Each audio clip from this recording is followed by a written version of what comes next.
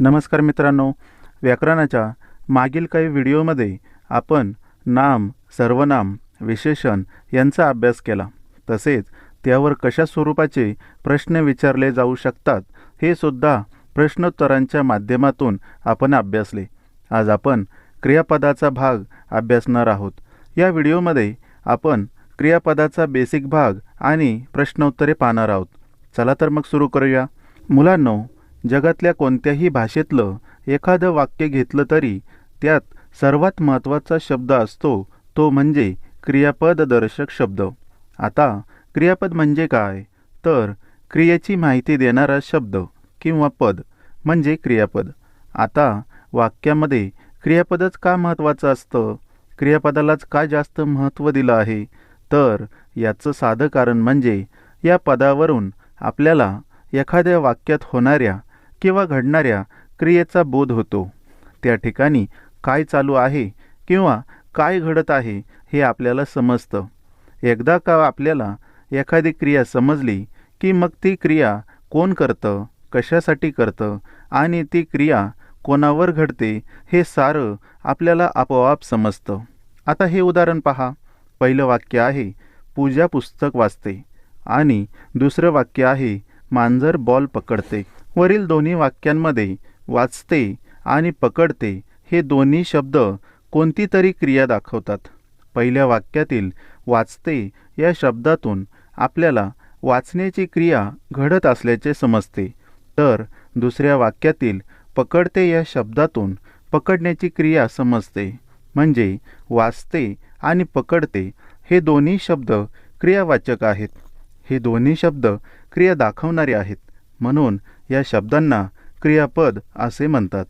मगाशी तुम्ही माझ्या बोलण्यातील एक वाक्य ऐकलं असेल की क्रियापद हे वाक्यातील सर्वात महत्त्वपूर्ण शब्द असतो किंवा क्रियापदाला वाक्यात खूप महत्त्व असते. आता क्रियापद वाक्यात का महत्त्वाचे आहे ते खालील उदाहरणांच्या साहाय्याने पाहू. उदाहरणार्थ, पहिलं वाक्य आहे मुले पतंग उडवतात आणि दुसरं वाक्य आहे मुले किल्ला बनवतात. या दोन्ही वाक्यांपैकी पहिल्या वाक्यामध्ये उडवतात आणि दुसऱ्या वाक्यामध्ये बनवतात हे क्रियादर्शक शब्द आलेले आहेत. यामुळे आपल्याला उडवण्याची आणि बनवण्याची क्रिया घडत असल्याचे समजते. जर या दोन्ही वाक्यातून आपण हे दोन्ही क्रियादर्शक शब्द काढून टाकले तर वाक्य कशी होतात ते पहा. आता आपण क्रियादर्शक शब्द काढलेले आहेत. आता आपण दोन्ही वाक्य वाचून पाहू. क्रियादर्शक शब्द काढल्याने पहिलं वाक्य मुले पतंग असे होईल आणि दुसरे वाक्य मुले किल्ला असे होईल. पहिल्या वाक्यात क्रियादर्शक शब्द नसल्याने मुले पतंग बनवतात, फाडतात की उडवतात की फेकून देतात हे आपल्याला समजत नाही. आणि दुसऱ्या वाक्यामध्ये क्रियादर्शक शब्द नसल्याने मुले किल्ला पाहतात, बनवतात की तोडतात हे सुद्धा आपल्याला समजत नाही. आता तुम्हाला समजलं असेल, जर वाक्यात क्रियादर्शक शब्द किंवा क्रियापद नसेल तर त्या वाक्याचा अर्थ आपल्याला लागत नाही किंवा त्या वाक्यातून काय सांगायचे आहे किंवा कोणती क्रिया घडत आहे हे आपल्याला समजत नाही. म्हणून वाक्याचा अर्थ पूर्ण करण्यासाठी वाक्यामध्ये क्रियादर्शक शब्द किंवा क्रियापद असणे गरजेचे आहे. आता यातून एक गोष्ट आपल्याला समजली की क्रियापद हे वाक्याचा अर्थ पूर्ण करते आणि क्रियापदामुळे आपल्याला वाक्याचा अर्थबोध होत असतो. तसेच क्रियापदाशिवाय वाक्याची रचना ही अधुरी असते. आता क्रियापद म्हणजे काय असे विचारले तर आपल्याला अशी व्याख्या सांगता येईल. वाक्याचा अर्थ पूर्ण करणाऱ्या क्रियादर्शक शब्दाला क्रियापद असे म्हणतात. वाक्यामध्ये क्रियापदाबरोबर इतर गोष्टीसुद्धा महत्त्वाच्या असतात. क्रियापद वाक्यामध्ये कोणती क्रिया घडली किंवा घडत आहे हे दाखवते.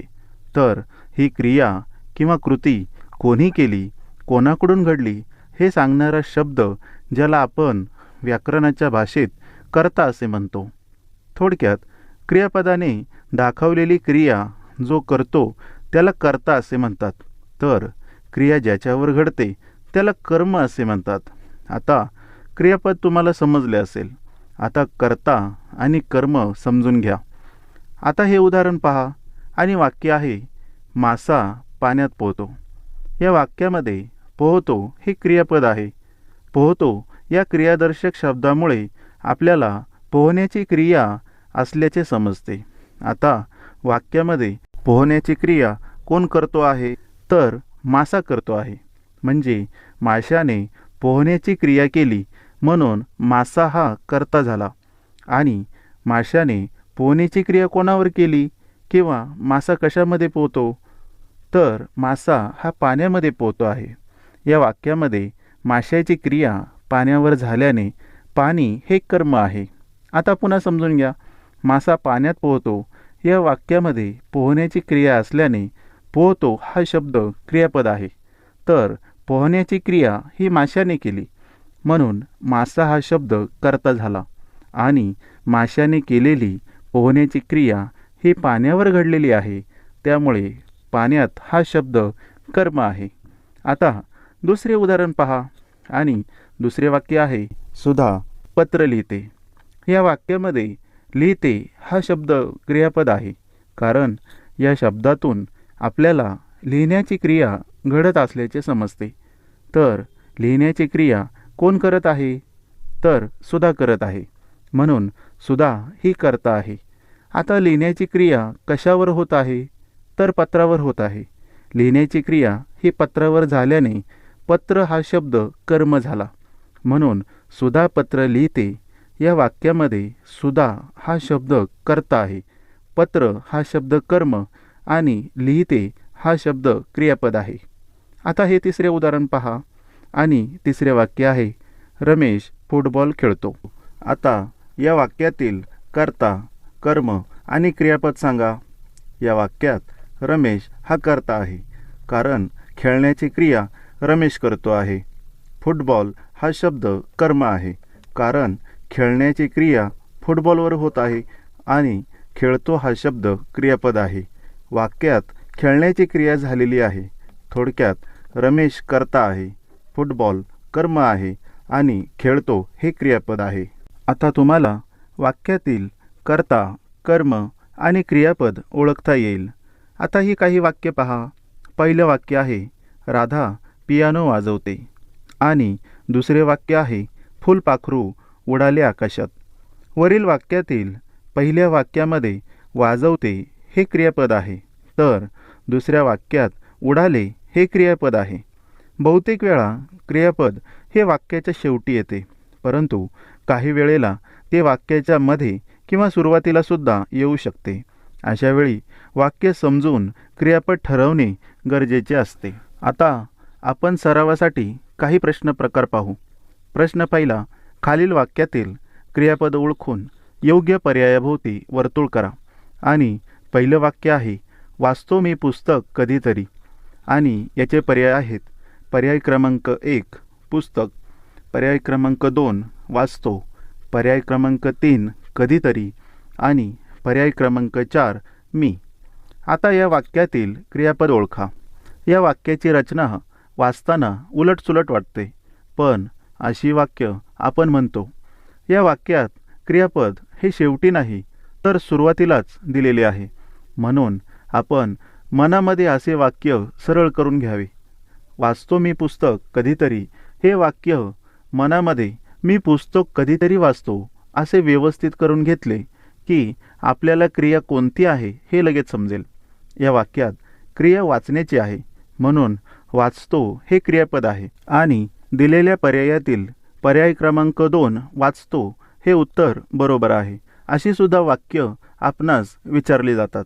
आता दुसरे वाक्य पहा आणि दुसरे वाक्य आहे विद्यार्थी मैदानावर कबड्डी खेळतात आणि उत्तराचे पर्याय आहेत पर्याय क्रमांक 1 मैदानावर, पर्याय क्रमांक 2 कबड्डी, पर्याय क्रमांक 3 विद्यार्थी आणि पर्याय क्रमांक 4 खेळतात. आता हे सोपे वाक्य आहे, याचे बरोबर उत्तर सांगा. बरोबर, पर्याय क्रमांक 4 खेळतात हे बरोबर उत्तर आहे. या वाक्यामध्ये क्रियापद हे वाक्याच्या शेवटी आलेले आहे. आता तिसरे उदाहरण पहा आणि वाक्य आहे तुम्ही वांगी आणा छान सुरेख. थोडेसे गमतीदार वाक्य आहे, पण अशी उदाहरणे विचारली जातात. आणि या वाक्याच्या उत्तराचे पर्याय आहेत.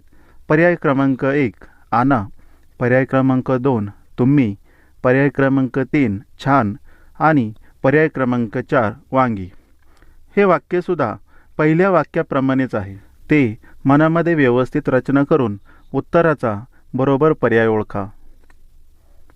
बरोबर आणि पर्याय क्रमांक 1 आणा हे वाक्याचे उत्तर आहे. या स्वरूपाचे काही प्रश्न प्रकार असतात. आता दुसरा प्रश्न प्रकार पाहू. खालील वाक्यातील रिकाम्या जागी पर्यायातील योग्य क्रियापद निवडा. आणि पहिले वाक्य आहे मी उद्या पुण्याला, पुढे रिकामी जागा आहे आणि उत्तराचे पर्याय आहेत. पर्याय क्रमांक 1 गेलो, पर्याय क्रमांक 2 जाईन, पर्याय क्रमांक 3 आहे आणि पर्याय क्रमांक 4 होतो. आता वाक्यातील रिकाम्या जागी पर्यायातील योग्य क्रियापद निवडा.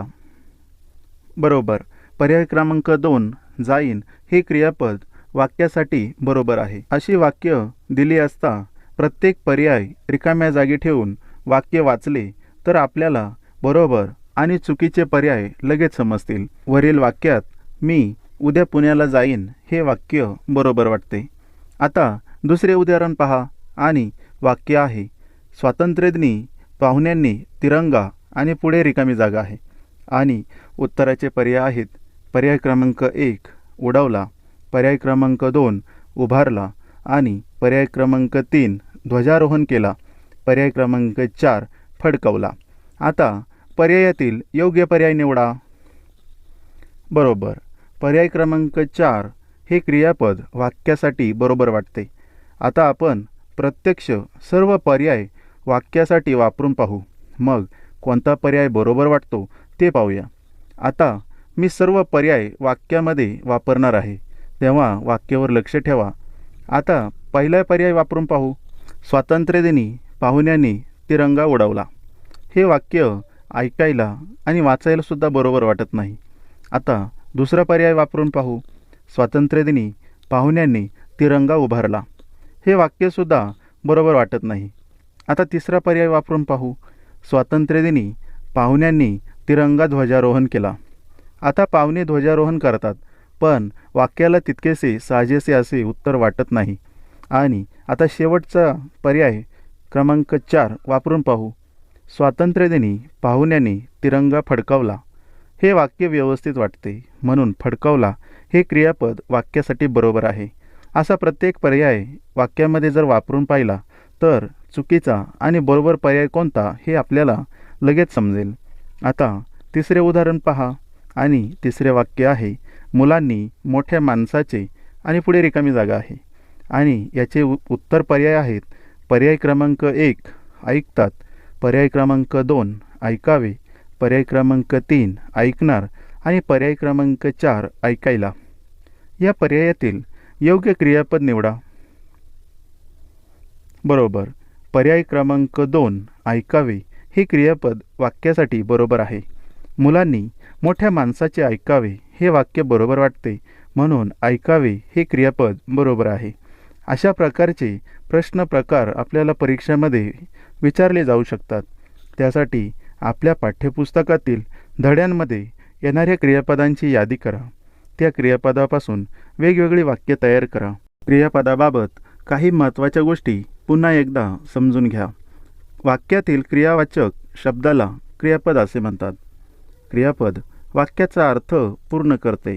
तसेच क्रियापद हे वाक्यामध्ये बऱ्याच वेळा वाक्याच्या शेवटी येते, परंतु काही वेळेस ते वाक्याच्या मध्ये किंवा सुरुवातीलाही येऊ शकते. वाक्यातील क्रियापद समजल्यावर कर्ता आणि कर्म सुद्धा समजते. मुलांनो, या ठिकाणी आपला हा पाठ संपत आहे. क्रियापदाच्या या व्हिडिओमध्ये आपण फक्त क्रियापदाचा बेसिक भाग पाहिला आहे. क्रियापदाच्या पुढील व्हिडिओमध्ये आपण क्रियापदाचे प्रकार तसेच धातू आणि कृदंत म्हणजे काय, त्यांचा क्रियापदांशी कसा संबंध येतो याची सविस्तर माहिती आपण पुढील व्हिडिओमध्ये पाहणार आहोत. तेव्हा पुन्हा भेटूया अशाच नव्या व्हिडिओसोबत. तोपर्यंत पाहत राहा, शिकत राहा. धन्यवाद.